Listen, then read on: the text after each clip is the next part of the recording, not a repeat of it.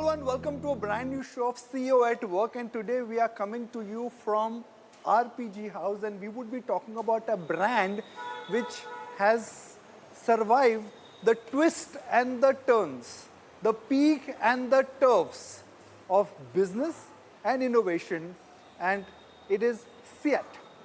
What has made this brand and the company a build to last brand? Where is the business headed?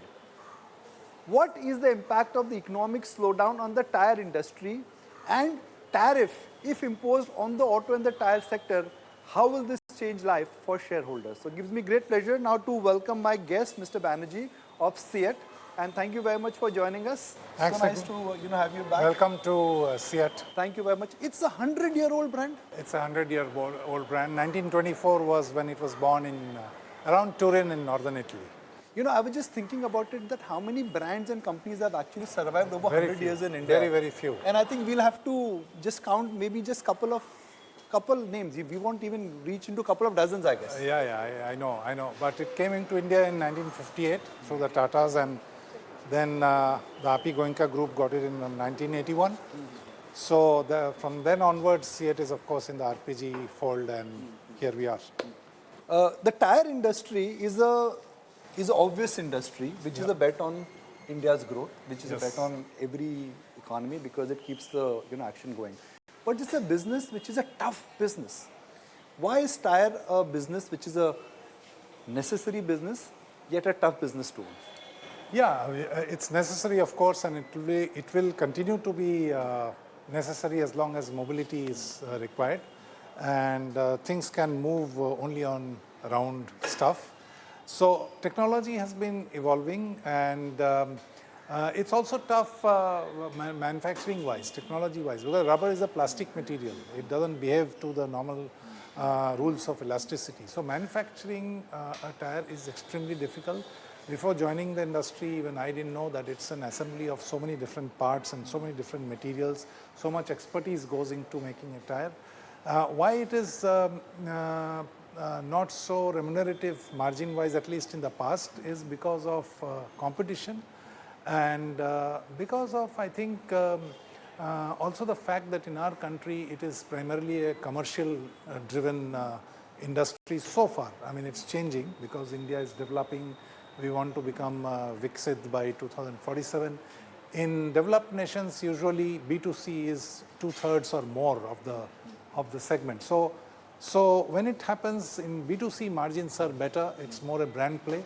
But in developing nations, it is a commercial tire, which it's like buying a durable, like a refrigerator, once in 2-3 months. So there, the pricing power of the brand is somewhat limited. So these are some of the reasons. The tire industry, if I look at last couple of quarters, it's struggling to even grow at the GDP growth rate, nominal GDP growth rate, I'm assuming. No, overall, if you look at value growth, we have grown faster, value growth. Volume growth will be more or less tailing that. And we have seen that the commercial truck and bus tire business more or less mirrors the GDP growth. So 6-7%, 5 to 6-7%. The OEM segment is cyclical. So that is where another variable kicks in because of demand and supply. So right now it's going to a trough, it's degrowing, it'll grow again. So the vehicle park, therefore, is somewhat cyclical. But the movement of goods, grains and construction materials or whatever, in the aftermarket, it's more or less around the GDP growth. How much of your sales you would say is coming from OEMs, which is first time? Yeah. How much is coming from replacement? So it's different for different categories. So overall as a company, around 55 to 57% is aftermarket. Around 20% is international business for us. And about 23-24% is OEM sales overall. So the replacement market perhaps is the bigger pie for you. And most profitable also. And within that, let's look at the pie. How much is coming from the traditional business, which is the truck and the bus business? How much is two-wheeler? How much is EV? How much is It's roughly 50-50 right now for us. Maybe a little bit less than 50, about 40-45% is commercial. Rest is what you call the passenger segment and the two-wheeler segment. And there was a time when the number was north of about 65% only coming Yes, from yes, yes. two-wheelers, Yes, yes, only yes. coming from commercial. Yes, commercial was very big. It still is very big for most of the players and for the industry. We have started switching about a decade back more to focus on the B2C segment, which is the two-wheeler and the four-wheeler segment. But it's an evolving scenario. Now for CEAT, there are two incremental and two radical changes which are at play. One, you've gone global. Second, this entire EV market has opened up. The fact that you've gone global, you are now taking an attempt to move into what could be called as the uncomfortable zone. Uncomfortable zone because different category of tire, different market, and different dynamics at play. Yes. What prompted you to do that? See, global, we had a legacy business outside the country, so mostly in the Middle East part and the Southeast Asia part, and SAARC countries. So those were truck bus stuff which we sold out of our existing capacity. What prompted us is that we realized the fact that finally world is getting opened up. There is multinational competition with great technology investments coming into India. So if we can't compete with them in all the other markets, we won't learn and we will get decimated in our own country also. So this proved to be a blessing in disguise. Our learnings helped us to develop products better and faster. We got faster into the Indian OEMs and it helped us immensely in terms of technology development. We now have an office in Frankfurt, which is an R&D center, which is manned by expats. So all this, one thing led to the other, and all these developments are very local. So products for Europe are totally different from products in India, which is again totally different from the products being sold in US. So we have gone into a completely different phase of R&D and marketing. What works here doesn't. Cricket is not played anywhere in the world, right? So in Europe, it is association with the Torino Football Club, the Bayer Leverkusen agreements. In US, we have not yet done anything right now because early days. So global is 19-20% of our business, and we expect to take it up to around 25-26%. You've gone on record and you've said that the next year growth for replacement market as well as for exports could be double digit. Yes. Overall company growth should be double digit. That's keeping aside the acquisition that we talked about. So I think that is possible because of the domestic growth rates that are coming up, because of our visibility of the OE fitments that we have, because those projects go long term, right? And in international market, it depends on access of the market. Once you have access to Germany or France or US, you immediately grow on a very small base. So I am very optimistic about the medium-term growth prospects. So some very basic questions. Which tires are these? These are passenger car tires, SUV tires to be precise, 18-inch tires, and I think if I'm not mistaken, that's even larger, 21-inch. That is the Z-rated tire. Okay. So these are really going to the SUVs which are exploding in India. 50% of the new cars are SUVs, as you know. So this is what is going to be in vogue pretty soon. Emerging trend now, but it will catch on. What is the average age of a tire? Passenger car tire, 2.5 years. And that would be about 50 to 60,000 kilometers. Yeah, you're right. Roughly. Yeah. So the tip for our viewer is, business channel mein there's always a tip. Every 50,000 kilometers, get your tire changed. Yeah, but we now have some innovations there. You also can see when the tire is wearing out, you can see a layer coming which is different color. So it's called tread wear indicator. So those kind of innovations are coming into the category brought by CEAT. You need not depend on others. You can judge for yourself, now is the time to change the tire. Or if there's uneven wear, then there's some markings you're putting on the tire where the customer can self-educate. And they can prevent that uneven wear to elongate the life of the tire. Now, if SUV sales are 55%, SUV tires are higher tires, bigger tires, like this, tires, yeah. right? Yeah. And SUV means that you would be wheeling a lot more, highways are making ensuring you're driving much more. Driving much more, right? Yeah. So is that good for your business? Because SUV It's very good for our business in two ways. Because the consumption of tire is going up. And second is larger rim size tires are usually of better margin. So it's margin accretive, and people using the tires more often running, let's say instead of 10,000 kilometers a year, running 25,000 kilometers a year, it's good for business. The other aspect for the entire tire industry, of course, really has been the migration to EVs. Yes. Tyre is Tyre, right? Yes. EV players tell us that the machine is changing, Tyre is not changing. Yes, yes. How is your life changing with EVs now? No, the Tyre is completely different. It looks the same, round black object, but the compounds are different, the patterns are different. It's a different order. It's a completely different technology. Okay. So it's has much more of silica. It has to have low friction with the road, rolling resistance, what we call, to elongate the life of the battery. The initial torque requirement is very different because the battery is very heavy, right? And there's no moving part in the car. So when you're sitting in the cabin, you don't want any other noise. And the only noise comes from the tire hitting the road.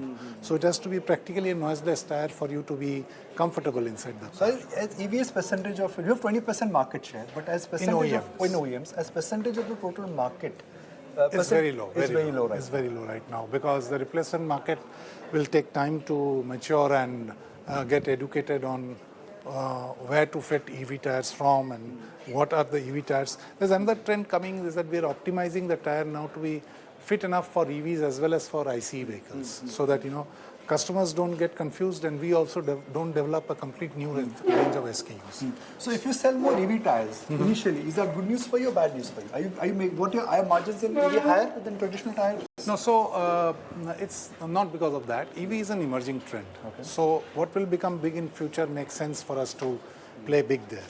So from that perspective, it's good. And margin, it could be margin accretive also, but that's not the prime reason. We have to ride a trend which is going to come. But as a tire company, you are decisively seeing a trend towards EV? EVs, CNGs, hybrids, basically whatever will reduce emission, that's definitely going to be a big trend. And the government is pushing for EVs, so I think India will go towards the EV way, but hybrids are also big in India.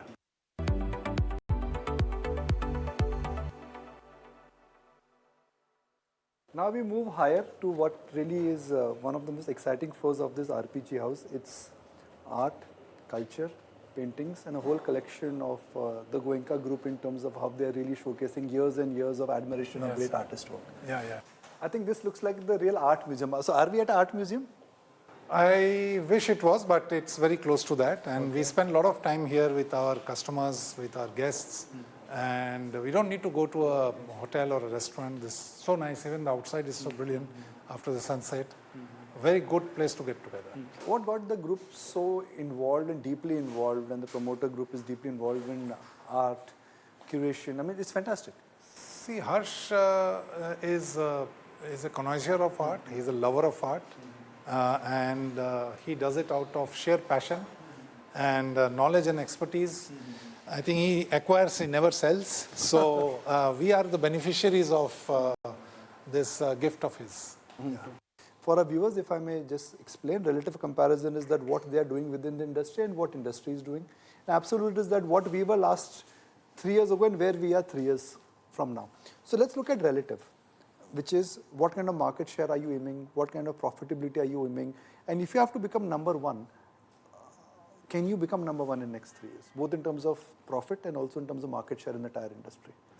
Yeah, when we talk of profits, I guess you're talking of profitability. Because our scale is smaller at this moment compared to some other players. So yes, in terms of profitability, we want to be industry leaders. We are not number one at this time in profitability. And it can happen because of certain steps we have been taking in the past few years, which we want to continue and strengthen.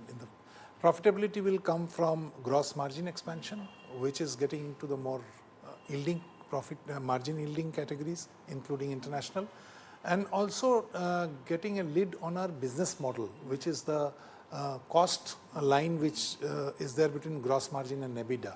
And we are working very, very scientifically on all cost elements, reducing all the fixed costs, variabilizing costs, so that the break-even point of the company keeps coming down. So that's profitability. In terms of market share, we are market leaders in two-wheelers in India. We are pretty strong here with the gap between the second player being about 5 percentage point shares. We want to consolidate there. Share gain in a three-cornered race, which is what two-wheeler industry is difficult. So it's a consolidated industry. In four-wheeler, it's very competitive. Everybody is there. 8, 9 players are there. Everybody has got some strength. In that sense, there is some amount of strategy independence there because you're fighting everybody, and the MNC is also here. The market leader has about 20% share. We are at about 16%. We harbor the ambition of getting to market leadership in passenger car tire also. In same time frame, about 3-4 years time. It will be tough, but I think we have a vision of how to make it happen, the building blocks, riding on the consumer trends. We are small players in commercial. We are just about reaching double-digit, single-digit kind of share. Here again, the market is consolidated between 3 other players, and we are not part of those 3. So it will be difficult for us to break into the 3 players in commercial. We want to be a respectable number 3, number 4 in commercial segment with about 12 to 15% share. So that's broadly replacement. These are replacement aftermarket shares that I mentioned. So if I have to just, let's say, put the blocks here, number one is that you feel that you have now enough levers and a global acquisition which could act as a tailwind for you, where in the two-wheeler market, you are likely to dominate your market share, which is a high margin business for you. You're aiming to become number 1 in the PV market. Yes. And CV business, it's a good to have business. It's a business where you had a dominant revenue coming from, yes, which you purposely vacated because of competition and because of external factors. Yes. You think that you are in that position where you will be able to crack that glass ceiling of 13-14% margin very soon? We should, because we have a 4th lever, which is very unique to CEAT, which is the OHT. And OHT is about 16-17% of our turnover. This is the acquisition which you did? No, this is organic. Okay. We have made this business grow from scratch, which includes a domestic portion where the margins are average, and it includes growing on small base kind of business, which is from our Ambernath plant, which has got 20+% EBITDA margin. Now, this is organic. This is very profitable. If we grow this and make this more salient internally, organically, then I think we will have a net contribution to overall CEAT's margin. The acquisition is over and above all this. The acquisition is Camso, I think yes, we're going to talk about. The acquisition is yet to close, first of all. It will close by June or July. Once it closes, it will contribute about 1,500 crores to our top line. And once it settles down in 2 to 3 years, the integration process, etc., settles down, I think it should give a strong 20% plus margin as well. So the OHT leg, without acquisition and with acquisition, is the profitability pillar also. Okay. Every time when we interact with you after earnings call, the first question is raw material margins and raw material % of total sales. But I'm keeping that for the last leg because it's a fact that 65 to 75%, depending on the year and the area we look at, for raw material, it is raw material cost. Do you see that changing? Do you see pricing power coming back with the tire industry, or it is still the customer which will decide tire ka kya price hoga? See, we have seen long periods of stable profitability of around 12 to 14% when our gross margin is around 40 to 42%. That's the minimum comfort zone.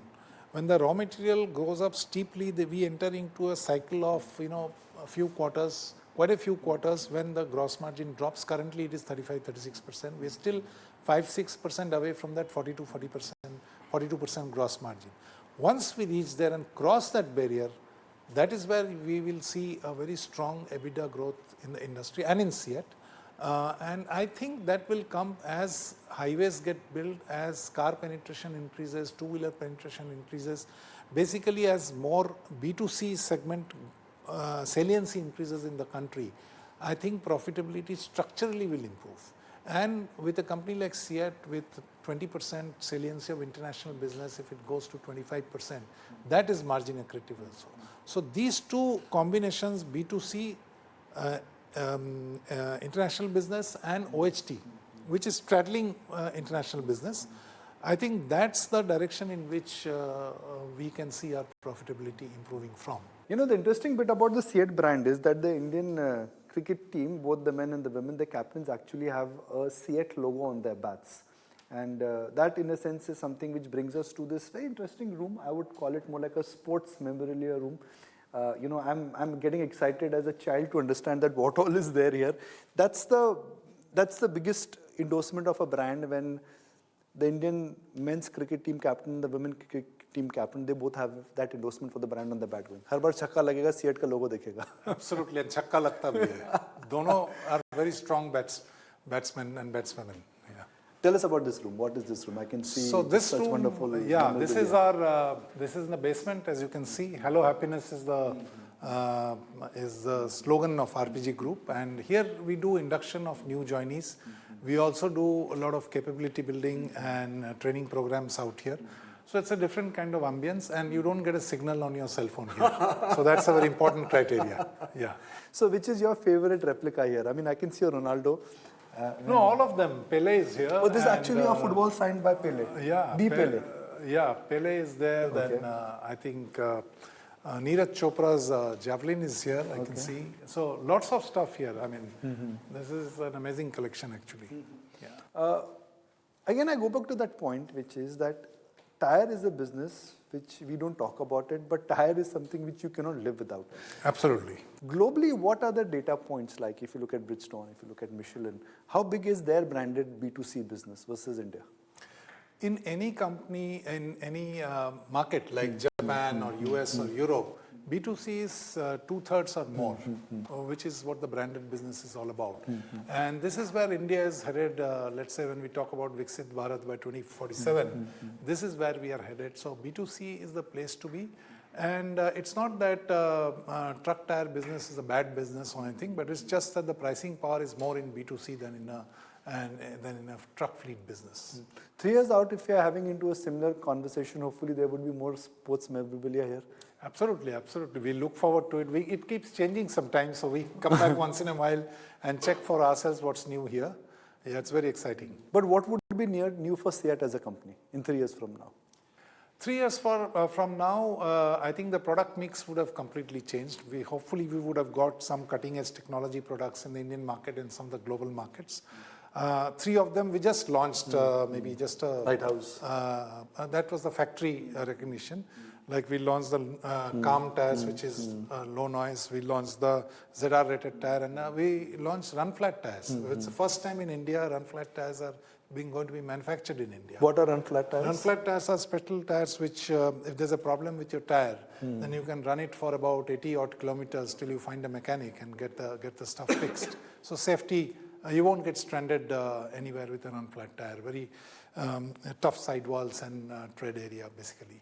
So these are first time manufactured in India. So we have started innovating, and you'll see many new products from CEAT in the Indian market in the next 3 years. And just to wrap it up with one final question, the general image of a tire industry is that, it's not good for environment because there is crude, there is carbon black, all that means dhuan, dhuan, dhuan. What are you doing to ensure that you remain sustainable and yet valuable? Yeah, so the first and foremost development which is challenging us and we are delivering year on year and trying to improve is the friction that the tire has with the surface, which we call the rolling resistance. If that reduces, you burn less fuel in the vehicle, or your battery runs for a longer range. So that's the biggest development that is going on. Second is the amount of sustainable components in a tire. So more from, biosources, a lot of raw materials are getting researched and getting incorporated. Then recycled rubber, recycled carbon black, recycling economy, that is improving day by day. So these are the 2 main things. Then in our supplier ecosystem also, we are trying to spread the message to have more renewable energy, consume less power, less steam, less air, less water, and reduce wastage, consume less plastic. So all these are very, very strong initiatives. We are committed to the SBTi standards, and we are looking at a net zero solution sometime around 2050 or so. But there's a long way to go, and we are trying to take our product, take our cells, and take our supplier ecosystem into this whole journey. Well, wonderful. Thank you very much for giving us a tour of this lovely building. Thank you for telling us amazing things about tire industry. You live and you learn. And I think that's been my experience on this edition of CEAT. Thank you very much. Thank you very much. Thank you very much.